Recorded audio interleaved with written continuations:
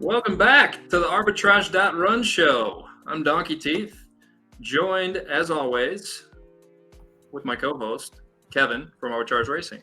Episode 2, Kevin. People liked episode 1. We got a lot of positive feedback, man. I know. We didn't get canceled after episode 1, so I guess we did something right. We've got some news this week. We're not gonna waste any time with small talk here. First off the bat, Kevin, we're doing a horse giveaway. If people could subscribe to our channel, we would really appreciate it. Maybe hit that like button. But for our subscribers, we're going to be giving away this horse that we just bred earlier today from Twin Twister and Django. It's a Sabo Elite filly. We'll be raffling this off to one of our subscribers. It would help us. We're not necessarily looking to make money off of this show, but I think that there would be a benefit, Kevin, if we could tell your fiance that we are making a little money off the show. Maybe she'll let us do a little bit more or something like that. Yeah, we're capped at once a week right now, so it couldn't hurt if we can start bringing some more to the table. So please subscribe. We do appreciate it, guys. Hit the like. It'll help us out. But we're going to dive in. There's some breaking news, Kevin, here from the ZED world today. Top 6 races, 6 horse races. And I didn't even really know that this was on the radar. Pretty exciting stuff, huh? Yeah, I mean, I guess they kind of teased it in a roundabout way by showing the head-to-head view, right, on the tweet that ZED Run did. But I'm super pumped. I think it's one of the bigger updates they've done in a long, long time. Yeah, I mean, how do you think that this ends up? It should have a positive effect. I guess I'll share my point of view here, Kevin. Like the more that ZED is able to make stamina actually mean something, get our good horses, everybody's good horses, tired, and make them make choices on where to use the stamina. The more that'll free up space in low stakes races for the next tier down and the next tier down. So the more horses we can get off the bench, the better for the ecosystem, right? Yeah, I mean, the one thing I hope they do correctly with this is if you're going to make a change to effectively double the amount of races, make sure we have the selection when this rolls out. Just load class 1 and all the classes with a bunch of races so we can actually be strategic in what we're entering, right? You don't want to kind of half-bake this idea and have this really good idea and not execute it properly. So really hoping they ramp up the race volume so we can add a little bit of skill back into race selection. Yeah, I'm with you. But the more options are always better from my point of view. And then the other news here, Kevin, and I had a little Twitter thread last night about this is there was a great AMA that Dan Chan did on his Twitter Spaces with Facundo, and first of all, we appreciate them both taking the time to do that. That was awesome. A lot of great information in there. If you haven't listened to it, highly recommend you go do, because I listened to it a couple times, and there were parts I listened to like 3 or 4 times to really. You were like quoting on Twitter and everything. You were in there. You have to be. There's a lot going on, and Facundo, he really does get into the weeds and he talks fast. And, I'm happy to hopefully do a service to the community and kind of translate and put out there what I think he's actually saying. Yeah, they cover a lot of ground. They both speak super fast. So he and Dan Shan were traveling some ways in their hour and a half. A lot of passion in there. But the big thing that I took away from that, Kevin, was the horse progression. And really, it was hidden in there. It wasn't like an in-depth conversation, but he brought it up 3 different times. And, I'm not sure that everybody really caught it or knows what that means, but it means our horses can potentially get better down the road, which is massive for, I guess lower tier horses especially. But I mean, when you put it into the context of everything that he said on that AMA about the value of Genesis and them being building blocks to the game and bringing more value to Genesis with every part of the game that they build out, I mean, you kind of have to add 1 and 1 together here and realize that Genesis will likely be able to improve quicker than other horses or more than other horses. Yeah, it's exciting. It sounded like it was still like early in development, but I mean, time and time again, Facundo is kind of under-promised, over-delivered, right? Like even this top 6 or the 6-race format with 6 horses came out of nowhere. So maybe the objects are closer than they appear, Right. I think it's definitely tied into, the rework, the overhaul of the class system that they're doing right now. Yeah, So that was um, the other big thing. It sounded like that's coming. I mean, he said Q4 or at the very minimum, the start of 2023. I think he said downclassing would not be a thing. So, I mean, that's coming pretty quick here in the middle of August. So excited for that as well. right. Early Christmas present was the quote. Very early. Oh, dirty to me. So yeah, just something to kind of keep in mind. I mean, there's no guarantees with any of this stuff, but it does seem pretty solid, and I'm excited about it. I think that it has to be executed properly and carefully, but everything about the way that Facundo and his team operates makes me think that it is going to be executed in the best possible way. Yep, exciting times for sure. Yeah. Okay, so next segment of the show. Oh, so Kevin, yeah, I wanted to add just a quick segment to the show, and I'm going to run through it really quick about things that are going on with Arbitrage.Run. I don't want to shill our site too much on this show, but it is still very much in development. And on last week's show, when we kind of tried to show some of the features, but when I was hovering over the cycles, it wasn't actually working. So I do want to show that was a bug, and it is actually working now. Here you can hover over these cycles and you can actually see the cycle date for each cycles, and these red squares and green circles should now reflect red square is a slot that's filled for that cycle, green circle is a slot that's open. Pretty cool stuff. I mean, it's really useful for us in seeing which of our horses are available when we're trying to make our own breeds. Another bug that was just fixed, apparently the mobile filtering was never working. So when you're clicking these filters over here on mobile, it wasn't working. I know a lot of people only ZED from mobile, so that may have been frustrating to people. So now those should work. Let's see what else. We changed the name. We changed the name of Womb to female breed as promised. We're going to continue to try to work on that. We'll see. Yeah, still taking suggestions there. So if you've got a better one, it's uphill. It's an uphill climb. And then I just wanted to give a quick sneak peek of potential things that are coming in the coming weeks or months to the site. And we're happy if anybody reaches out to the Arbitrage.Run account, the @Arbitrage.Run account on Twitter, and tweets at us with feedback on what you'd like to see from the site and how we want to prioritize these things. But we're looking at adding historical pricing for studs and female breeds on here, so you can kind of get a better gauge of what you should be offering in these requests. And when you're building a breed, for us, we're really looking at it as just as simple as a function of this stud fee plus this fee for the female breed equals the offspring price. So hopefully you can kind of get a general gauge on where the ballpark that you need to be in. I know that that's a pain point for a lot of the users. We're thinking about developing a live auction page.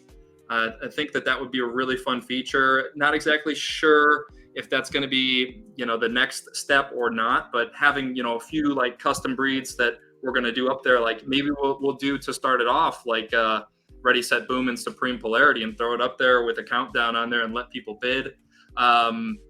Connecting the wallet to the site was something that we were hesitant to do off the bat, Kevin, but that could unlock a lot of functionality.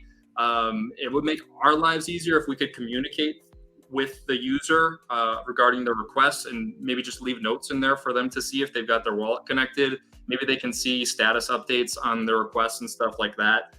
So would love some user feedback if that's something that you would like or wouldn't like. But that's pretty much where we're at. Follow the @Arbitrage.Run account, and we'll move on now, Kevin, to some questions from Twitter. We're gonna try to get through a couple this week. Let me still working out the kinks here with this screen sharing, but let me get us back here without the screen share, and let's pull up the first question here. So this was the most liked question on Twitter from Newport Beach Stables. We appreciate it. So he's got strictly Finny and Buterin Genesis farm. Does he have a chance to be competitive, Kevin? We kind of hit on this last week. I feel like Facundo kind of touched on a lot of this in the AMA, but what are your thoughts here?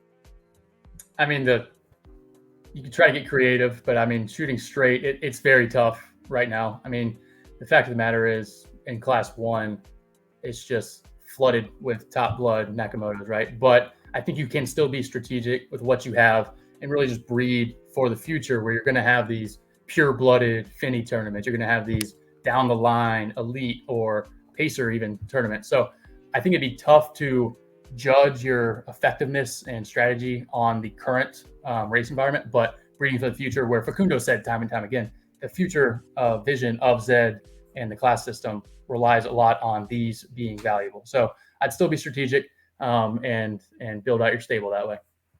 Yeah, I agree. It does come back around to, and we'll probably say this on like every single episode, but it comes down to risk preference and your personal budget and your goals in the game. There's definitely ways to do it.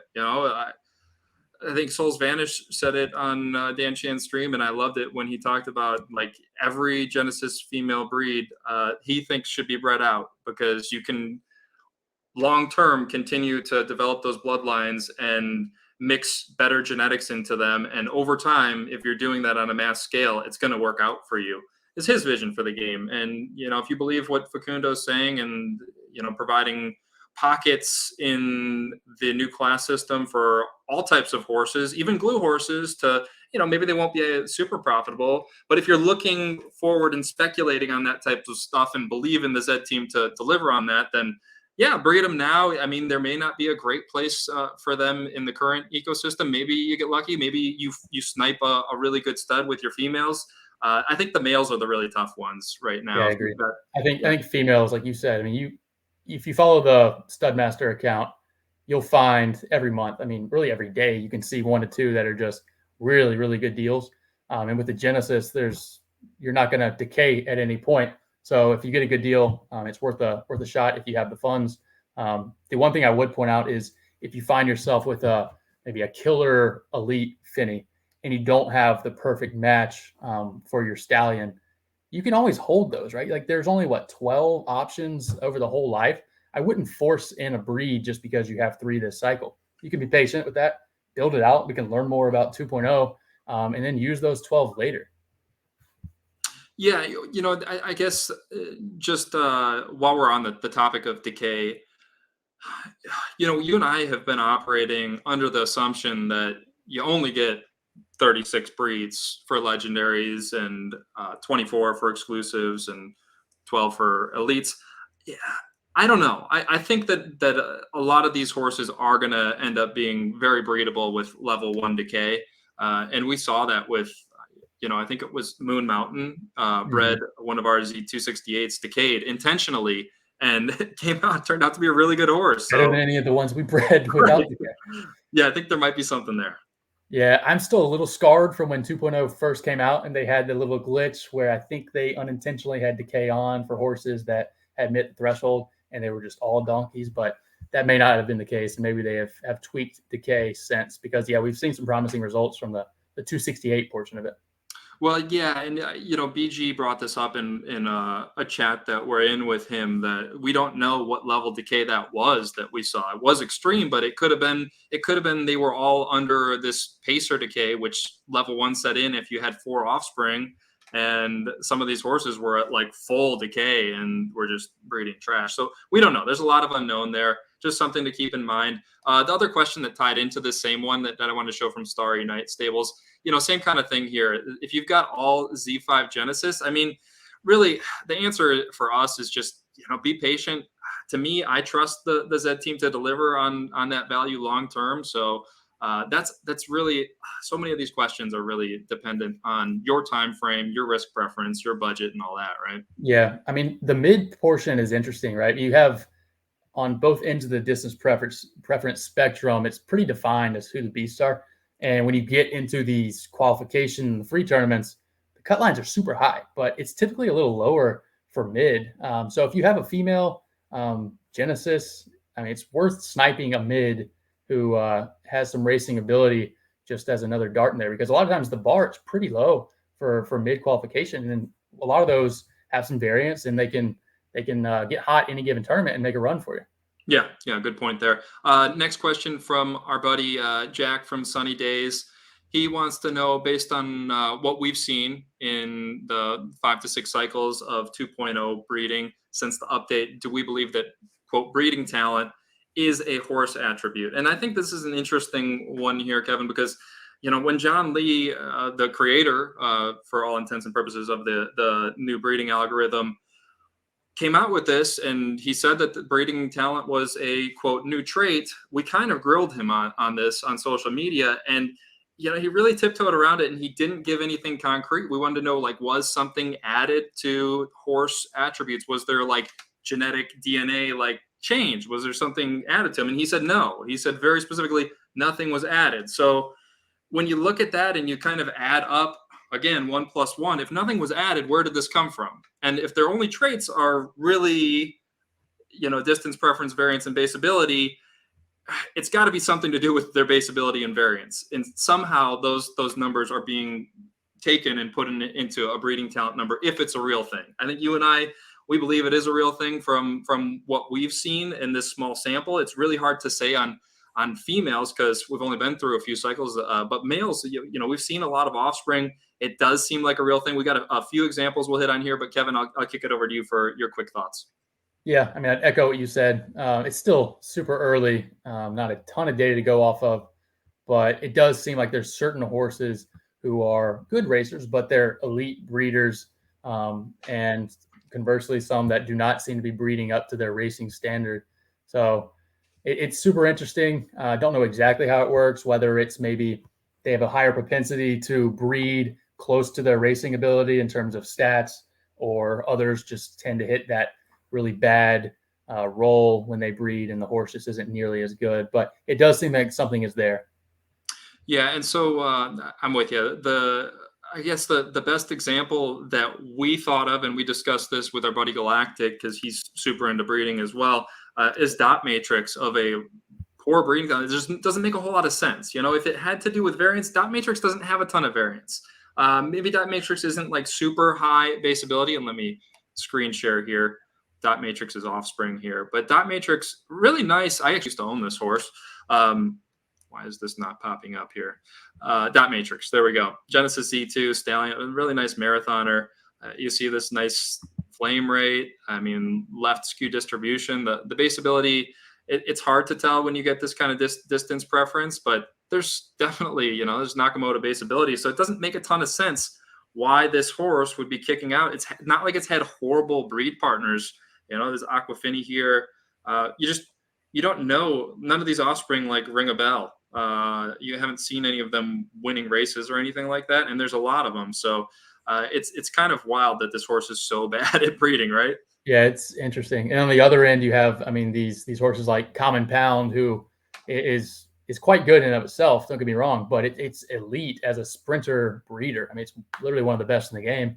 And on top of that, you have Phantom Pacer, who is a very good Class 1 runner, but arguably the best breeder in the game. I know there was a heated debate on Twitter about that between Phantom and Third Head, so I'll leave that to them. But elite breeder and a very good runner. And then you have like one more influence on the 2.0 side. I feel like every really good 2.0 sprinter that's down the line came from one more influence. It's crazy.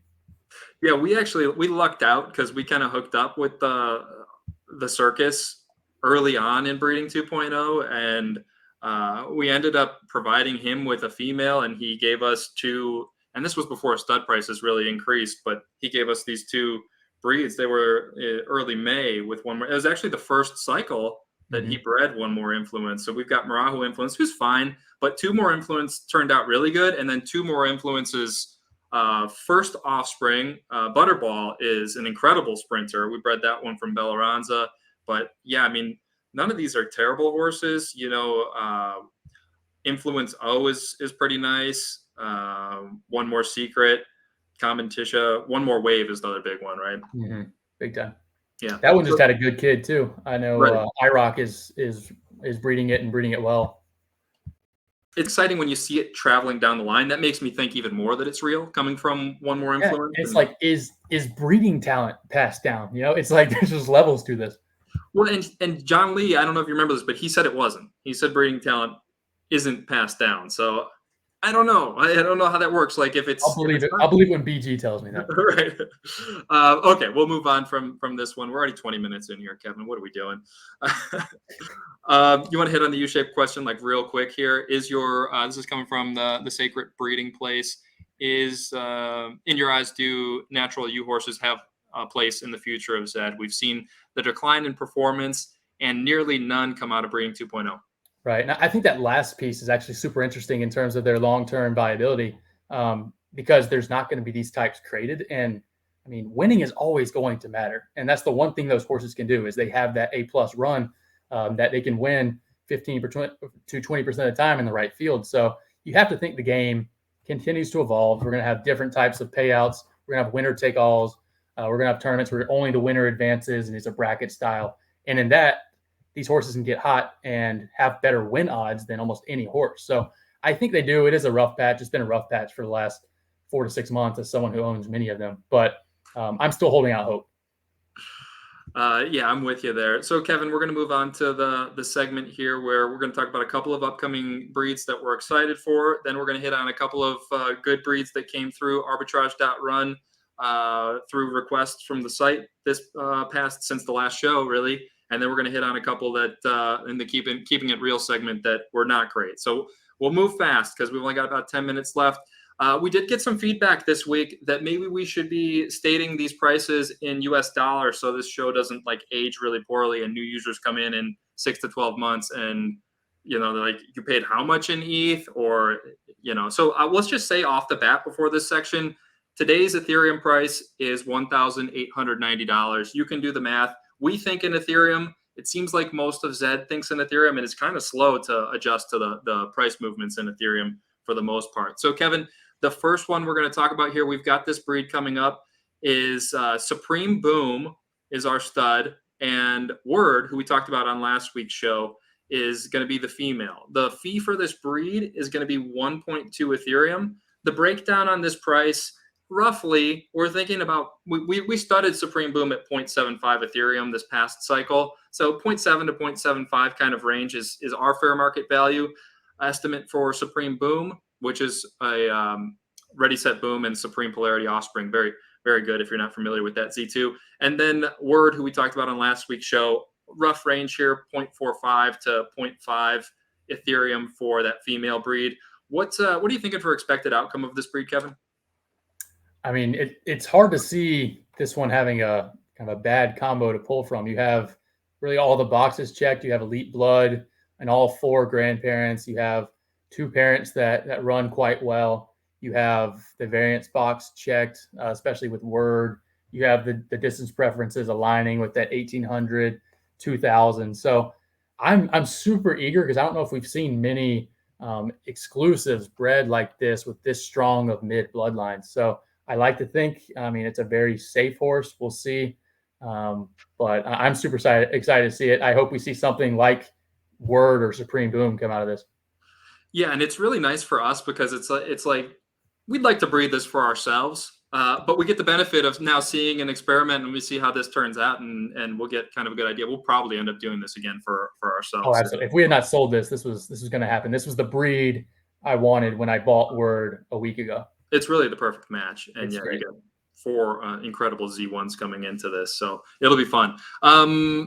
Okay, and then I wanted to also hit on Sprint Queen here because we're actually, the owner of Sprint Queen is on holiday, and we are currently running Sprint Queen for them. They actually sold us this female breed this cycle, so that's kind of how this came to happen. We paid 0.45 Ethereum for this breed, so you know we're paying these prices too. And this is an elite mare that is coming from the Pearly Force line, which if you look back on it, it's the Pearly line. Like there's some really good genes coming into this horse. But just kind of wanted to hit on that. We're running this horse for them while they're away with a profit share agreement. And we're going to breed this with the Creation of Mortals probably in a couple weeks here. So pretty excited for that one, Kevin. Yeah, it's going to be an interesting combo because you have an elite, like you said, and a really pure elite. It's one of those 2.0s that goes way up in terms of matching distance preferences and good runners. Even the mom's really good. So that's been really good to see. Yeah, it's interesting how these like really good exclusive and elite 2.0s are being valued. I think they're being undervalued. I think you agree with me, but we'll try to take advantage while we can, and we're willing to pay a premium for one of the best in the game like Sprint Queen. All right, Kevin, let's hit on our next topic here. Good breeds that we had from this past cycle. or past week, I should say, since the last show. Mystic Strider. This one is fun because the buyer came to you with a budget and you proposed this match here. Strider. There you go. So it was Strider and Mystic Queen. Mystic Queen was our female, and Strider was the Bourbon Boys stud. Yeah. So they approached me, just asking basically. They had a budget. I think it was 0.3 or so, and I know Strider well. We actually sold them Strider a few months back, and they wanted a good pairing with that budget. We found Mystic Queen, who's a horse 2.0, a good runner. The stats look a little better than it actually is, but it has really good parents, and Newton's one of those rare 1.0 breeds that has matching parents of elite quality as well. So it's almost like a 2.0 that was bred in 1.0. So we thought that was a good match. The distance preferences lined up really well. And I mean, going back to Mystic Strider, it's kind of burst on the scene the last 2-3 days. And I think I was checking yesterday, and it had flamed in a $5 class 1 paid. It was taking down some sprinting C2 higher dollars. So really interesting horse. It's got the variance. I think it started with that nice field goal you look for and some good speeds too. So I don't think it's like top dollar C1 good, but it's extremely good and will make some noise in tournaments too. Yeah, I mean, when you look at so I believe we charged 0.3 Ethereum for the breed with Mystic Queen, and then 0.1 they're able to get Strider through stud, which is pretty nice. He didn't pop on Studmaster, so they're able to kind of sneak him through cheap and get this horse for 0.4, actually less than 0.4, because that was in-house for the stud. So fun breed there. Good to see that working out for them. Millenaria is another one we wanted to hit on, because this is probably Y2K's best offspring since the update, right?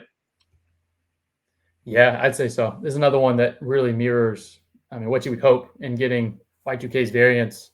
I'd say it's a pretty low bar at that point, but it was good to see that Y2K had it in them to produce something that could have the variance and that really solid win share. Yeah, there's still a ton of upside in this horse. It hasn't lost flames in any race yet. You see that great U. Pretty exciting. If you're seeing flames in like a 40% bottom 9 or bottom 4 percentage, that's normally a good sign. Maybe a little less, but that's really good. Yeah, and we really wanted to see that from Y2K, and we'll hit on really quick if we got time here at the end. Y2K's other couple breeds this past cycle were not very good. So there's a lot of risk in breeding horses like Y2K, but we had a feeling that the upside was going to be there, and when it did hit, you could get a monster, and this might be that monster. We'll see. We'll have to monitor that moving forward. Royal Idiosyncrasy, I don't think we got time to hit on this, but that one was a really good breed that we sold the female breed for 0.25 on that one. It turned out really well. If you want to pull up Royal Idiosyncrasy on your own, check that out. Okay, Boomer was the one we hit on last week. This was the Grandred out Ready Set Boom offspring that we sold for 2.75 Ethereum. And it's turned out, I guess probably a little less than what we had hoped, right? It looks pretty good. I mean, it hasn't lost flames yet, right? It's got 7 wins. We really don't know what this horse is yet. The 61% flame rate actually is a reflection of this tanking that's going on here. But it did. It looks pretty good still. I mean, it lost this flame in a 2200 in the maiden, so the upside, I guess, is a little bit limited right here, Kevin. Yeah, I mean, your hope is it has the grandeur, Ready Set Boom distance preference of just being best at 2600. I do like that first place it had in the 1,000 meter. It's probably a negative if you're trying to tank it, but it's a good sign of variance in a C1 paid, or C1 free. But we'll see with this horse. It at a minimum is going to be a fun one to breed, and I think it's still got some upside on the track. Yeah, and this is one of those colts where you're like, it would have been cool if it was female, but you really don't. It doesn't hurt too bad having a colt with this kind of 2.0 lineage from Ready Set Boom Grandeur and figure it out. Yeah, and this is the one I think they sourced the name on Twitter, and they came out with a gem of a name. Right. We're at 30 minutes already, so we're going to have to, we need to make more time to talk about the keeping it real section, because we really do want to highlight that There's very real risks in spending the amount of Ethereum that we sometimes do on these breeds and our customers sometimes do. Buttery creation specifically was one of them. And, we kind of gave Queen Bean a pretty good deal relative to market value on this legendary Z3 from Creation of Mortals and Buttery. And, it's still to be discovered. It's only got 8 races, but it lost this flame here in this 1200, which, that's pretty disappointing for a breed that we really expected a lot out of. Yeah, that one's tough. I mean, can't really spin that. Sometimes you'll be in a discovery and you'll look back on it a couple days later and just realize there were 3 freaks and they're alongside you. It doesn't look like that was the case in this one, but we'll see. It's still early and it's only lost that one flame, but definitely not the upside we had hoped for. Right. Yeah. I mean, it could still be like a nice tournament racer or something like that at 1,000. It's kind of confusing to me how this had to be just a really poor outcome, or I don't know. We haven't really seen a great offspring from the Creation of Mortals yet either. So there might be something to. I hate to talk down on our own horses here, but it might have poor breeding talent. We don't know yet. We're going to keep experimenting. That's for sure. Yeah, got to keep it real, right? But the worst case with these, which is nice, it gives you a good floor, is you can just turn it into a pity pointer and use Class 1 freeze for that, maybe run it at 1,400. Buttery knows how to produce a consistent horse. So that is kind of the worst case in this. Yeah. Real quick, just a couple others here. We're not going to get too in depth, but this one turned out absolutely horrible. Fortunately, it wasn't too expensive for the buyer, and actually, we ended up studying roll of POP here at 0.25 Ethereum. We only charged 0.3 for this offspring from Roll of Boom. It's just absolutely loaded lineage, and at least it's a filly here, and it's a 2.0 lineage. But yeah, this is just not a good outcome when you look at this distribution of finishes here, Kevin. Yeah, that's one. I mean, if we see a bunch like this, because as we get deeper into 2.0, you're going to see more depth of lineage. And I don't know if this is just a bad data point or it's a trend of something else, but it'll be interesting to look at the larger sample once we get more data of horses like this being bred down the line. Yeah, it looks a little bit better if you sort by just 2,200 to 2,600, but still only an 8% win rate. I mean, I guess you don't have a huge sample, so maybe things turn around here. It hasn't lost a flame at 2,600, so maybe it's not as bad as it looks. Yeah. And then the two other Y2K offspring, Fly Sky High and Y2 Crimson. That was a Y2K Crimson offspring, and then Fly Sky High was Y2K and Newton, actually. This one was, pretty disappointing. It ended up getting quite a bit of variance, but I mean, look at this. It looks like a pity point horse here. It's just not what we wanted to see from this pairing. Yeah, that's what we've seen a little bit too much of from Y2K, where those genes did not look like they came from Y2K. It might have been a grandparent role. It seems like you hit the negative grandparent role more often than the positive. Right? Maybe we just notice it when it goes south, but that is unfortunate. Yeah, these are Y2K really is the horse that makes me think that the grandparent role is much more common than the community kind of has made it out to be in general. Because I mean, if grandparent role was only like a 30% type thing, all these Y2K offspring should be good. So my theory is it's more like 75%, and there's just times where you get just a small dose. And maybe like 20% of the time you get the full ancestry, but even a small dose sometimes can really mess things up. Right, unless it's breeding ability, who knows? Could be, yeah. Yeah, and it could be variance has a really negative effect on breeding talent. That's one kind of theory. Yep. All right, Kevin, it's been a blast. 34 minutes. We went, a little bit over. I mean, I guess 30 minutes is now our new target with these shows. Right. We're never going to get a 20-minute show in. That's right. No, just not possible, especially when they drop this kind of news right before we hop on. So I'll blame Zed for this one, and we'll get it down to 30 next week. Yeah, we'll continue to refine it. We appreciate you guys watching. Go follow Kevin on Twitter. If you're not, you're probably already all following him. It's at Arbitrage.Run, no G. I'm at Zed Diamond Hands. Go follow the at Arbitrage.Run account. Subscribe to our show here. Hit the like. We really appreciate it. We'll be raffling off that horse, and we'll catch everybody next week. Take it easy, Kevin. See you.